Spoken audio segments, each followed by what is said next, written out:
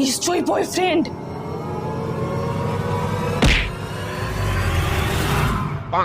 Madam OTP. ও delivery boy. Thank you baby. যাও যাও যাও। কি করে? তার মানে বনি মদ খায় না? উফ কি গরম। খাবে? না না তুই খা।